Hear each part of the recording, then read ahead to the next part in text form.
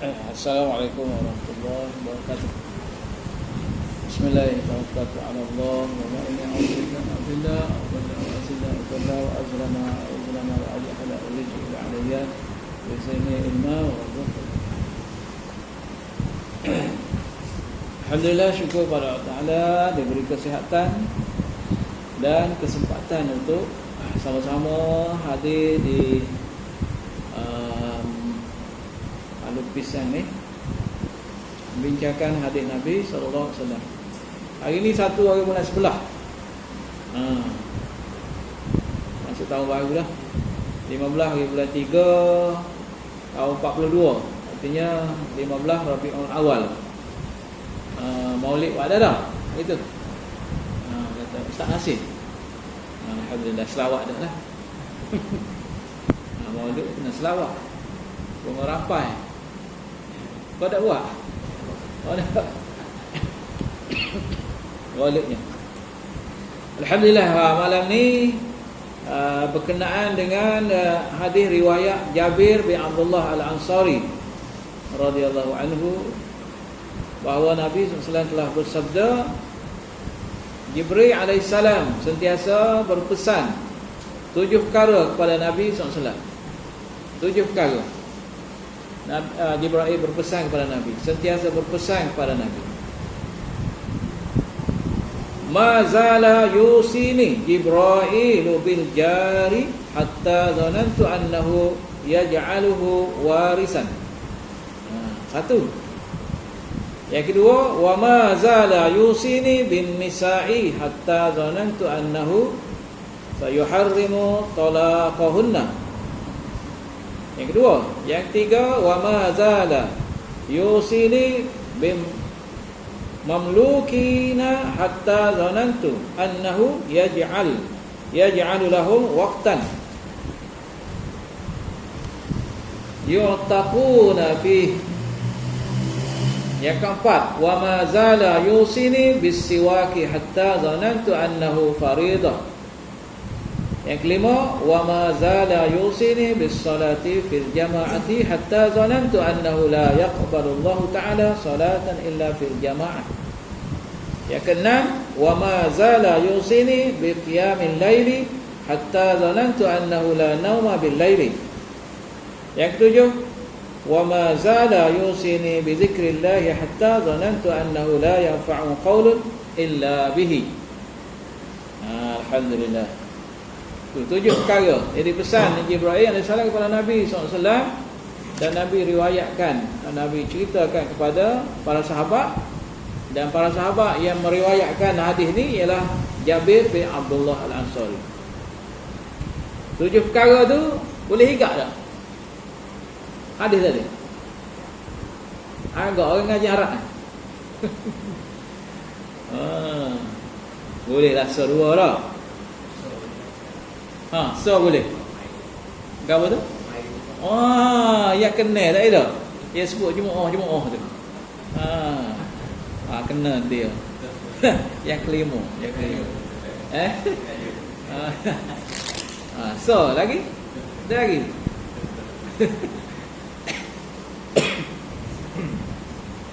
Kita tengok yang pertama. Tak ada spek tu. Itu bawa spek lagi. Tak bawa lagi. Spek palsu. Tak boleh ni.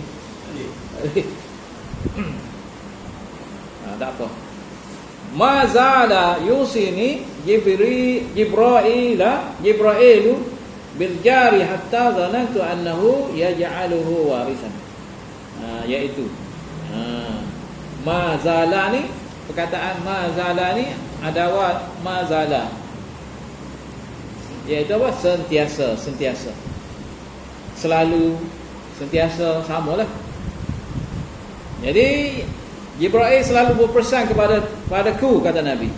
Yang pertamanya, Jibril selalu berpesan kepadaku tentang jiran. Jiran. Sehingga aku menyangka dia akan menjadikannya sebagai pewaris kepada jiran. Seolah-olahnya, mana besarnya pesanan Nabi itu. Yang pertama, pada jiran. Maknanya kita fikir yang pertama dulu. Jiran. Apa makna jiran? Jiran ni maknanya orang yang duduk berhampiran. Dah. Orang yang tinggal tetap berhampiran dengan rumah kita. Itu makna jiran. Dalam satu hadis menyebutkan, hadis riwayat Abu Daud, jiran ni ialah orang yang duduk berhampiran 40 buah rumah tetap sebagai jiran. 40 buah rumah tetap sebagai jiran. Maka para ulama mentafsirkan hadis ni menyebutkan bahawa orang yang tinggal berdekatan dengan rumah kita itu jiran. Berdekatan itu siapa 40 buah rumah. Kalau tafsiran lama dia kata pak dahak. Pak dahak kata. Kiri kanan belakang depan. Kiri kanan belakang depan. Jiran belakang. Tafsiran baru dia tambah lagi 2. Atas bawah. Fasa perumahan sekarang ada juga hak duduk sebelah atas, tingkat atas, kita duduk tengah contoh. Hak sebelah bawah jiran juga. Dia ada nem dahak lah. Bukan pak dahak. Nem jihad. Nem jihad, nem arah. Jiran kita belakang. Pak pula dia kata dalam hadis Abu Daud tadi, riwayat Abu Daud, 40 buah rumah. 40 kita bilang 40. Kenapa 40? Oh ni 40. 40 kali ni berapa? 4 kali ni 24. 240 buah rumah. Sebab kedua kita leh kak. Panggil belakang 40 buah rumah. Berapa tadi? 200 skapung jadi. Macam skapung. Mana kambing 2 ekor sedang molek. Bila 40 tapen. Net tapen je tak? Net tapen. 40 tu net tapen. Maksud saya 40 ni dah sekitar kita. Net tapen. 240 rumah dia kira dia. Dia kira je kan. 40 tapen.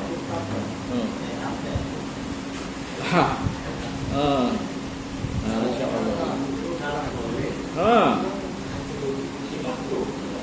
Mana dia kata 40 buah rumah setiap penjuru. Jiran kita. Jadi jiran ni terbahagi pada 3. Jiran terbahagi pada 3. Salah satu kisman dia panggil. Terbahagi pada 3. Yang pertama dia panggil jiran kemudian ada hubungan kaum kerabat pula dengan kita. Kemudian dia Islam. Jadi ada 3 hak pada dia. Ada 3 kewajipan kita kepada jiran tadi. Dia saya kerabat kita, kaum kerabat. Lepas dia orang Islam. Lepas dia pula jiran. Jiran hak jenis kedua, dia bukan kaum kerabat, dia beragama Islam, dia jiran. Mana 2 hak pada kita untuk dia. Kemudian lagi jiran, nama dia orang bukan Islam. Walaupun dia bukan Islam, apabila jiran kita, maka dia jadi jiran. Ada hak dia, kita sebagai orang Islam terhadap dia. Okey. Ini juga disebut dalam surah An-Nisa ayat 36 berkenaan dengan jiran. Disebut dalam ayat tu jiran dekat, jiran jauh. Ada jiran dekat, ada jiran jauh. Jiran dekat maknanya kalau kita gola, dia bang. Kalau 40 buah rumah, hak akhir sekali 40 tak bang dah. Tapi hak jiran dekat tu abang. Maka ada hadis Nabi SAW berkenaan dengan tu. Mana hadis dia? Iaitu ni hadis dia ni. Nabi SAW bersabda kepada Abu Zar. Abu Zar ni salah seorang sahabat Nabi. Abu Zar Al-Ghifari dia panggil. Hai Abu Zar, Sekiranya kamu memasak, sekiranya engkau memasak marak. Marak ni buat sup. Buat sup. Tak kira lah sup kambing ke, sup unta ke. Maka Nabi kata banyakkan kuahnya. Banyakkan kuahnya. Kuah banyak sikit. Style orang Melayu kecek banyak sikit. Banyak sikit pula. Style orang sup. Kuah tu banyak. Dan berikan kepada jiran engkau sedikit.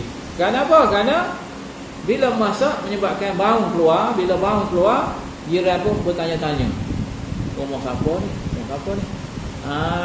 Banyakkan kuah, beri ke jiran.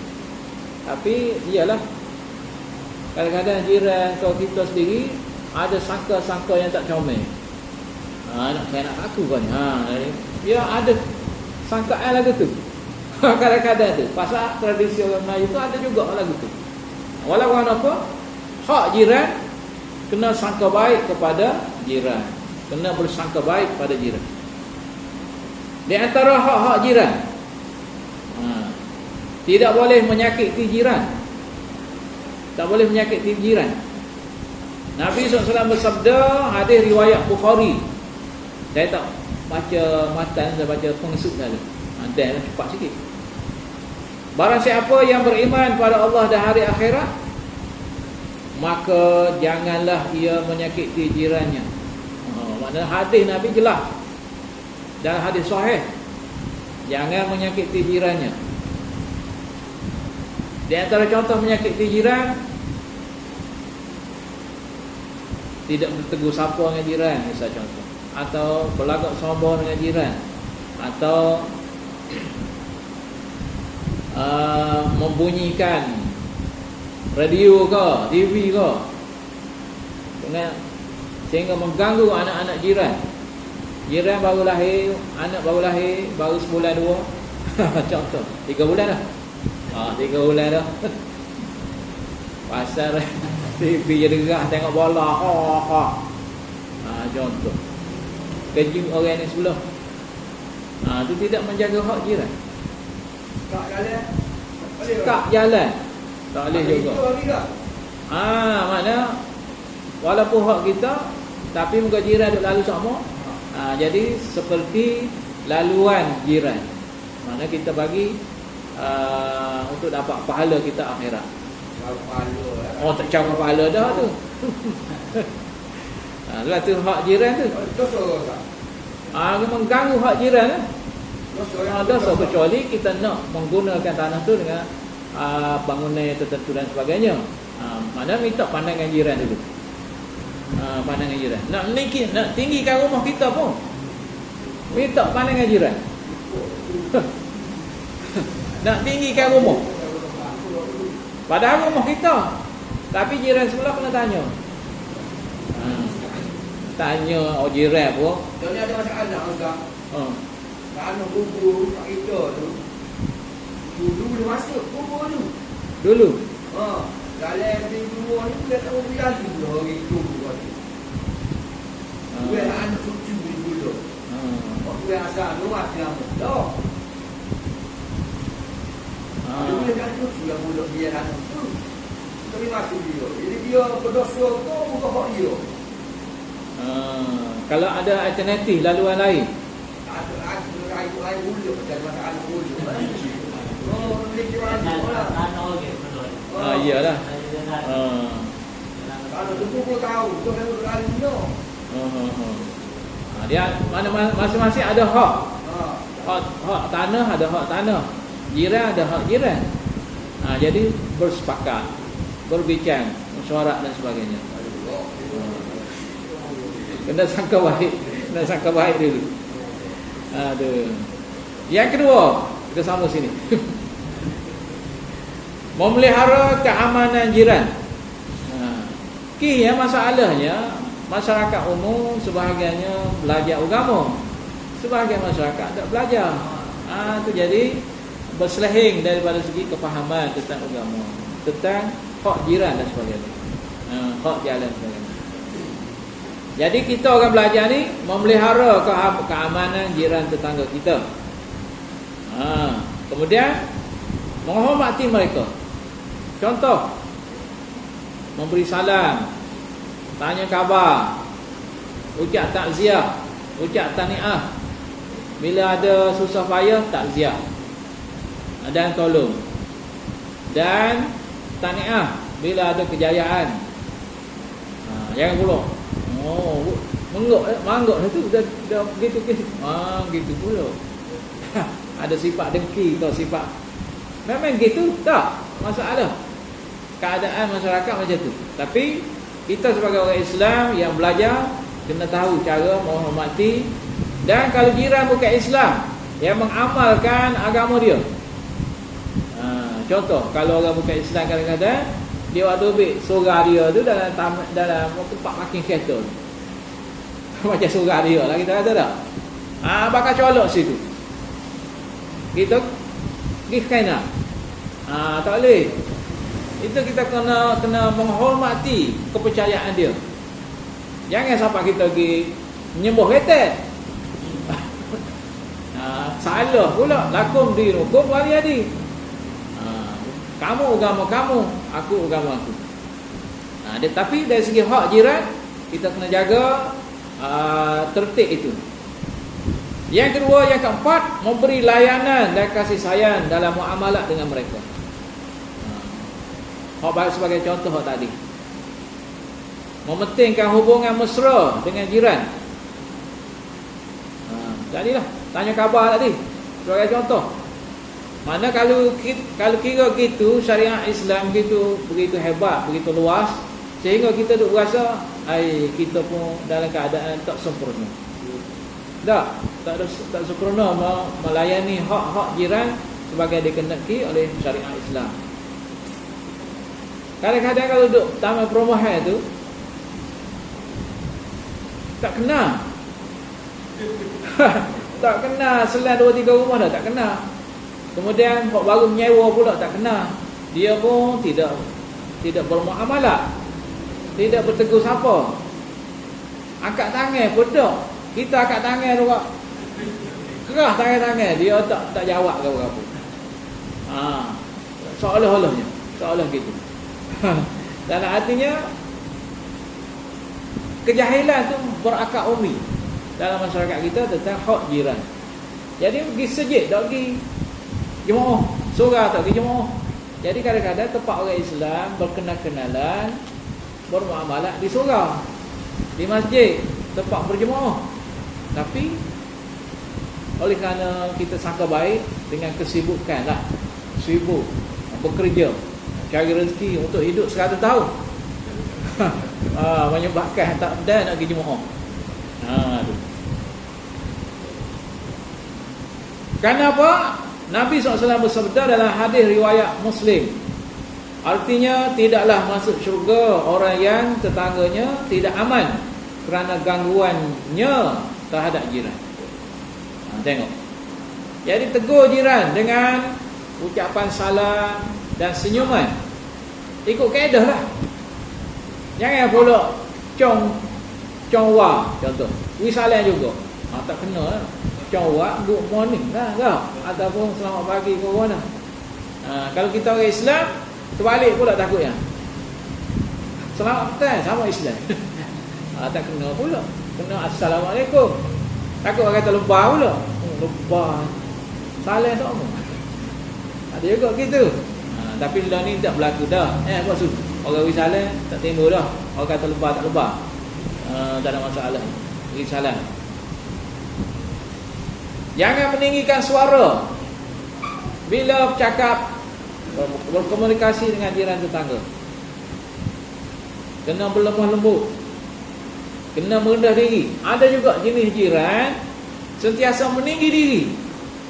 Bila kecek tak salah kat orang, dia aja bisa, dia aja pandai. Ada juga jiran gitu. Kita kata, kita makan kereta Azia. Azia.